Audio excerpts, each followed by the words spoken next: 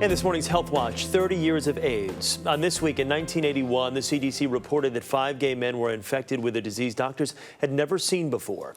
CBS's Harry Smith takes a look back. There were rumors before there was a disease.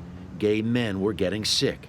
Many were getting a rare kind of cancer. You gotta do something about all this AIDS stuff. They were dying, and no one knew why.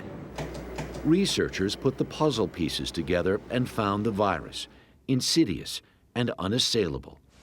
The clusters became more widespread, and soon there was an AIDS epidemic. Needle-sharing drug users joined the sick, as did people with hemophilia, infected from blood transfusions. America panicked. There was talk of quarantines. There was blame. Homophobia's got to go, hey, hey! AIDS was God's punishment for sinful behavior. And then there was Ryan White, a kid with hemophilia and AIDS who just wanted to go to school. He can eat in any restaurant in Kokomo, and he roller skates every Friday night with his classmates. The point is, he can play in Kokomo, he just can't learn with his friends in Kokomo. AIDS went mainstream, and slowly America stopped hating the people who had the disease. Mr. Rock Hudson has acquired immune deficiency syndrome. Rock Hudson died of AIDS, gay. Some of you heard that I had tested positive for HIV, the virus that causes AIDS. So did Arthur Ashe, straight. AIDS broke a lot of hearts. We sang. That's what friends are for. We sewed. We walked. We wore little red ribbons. This is the only thing between you and HIV. We learned a whole new vocabulary.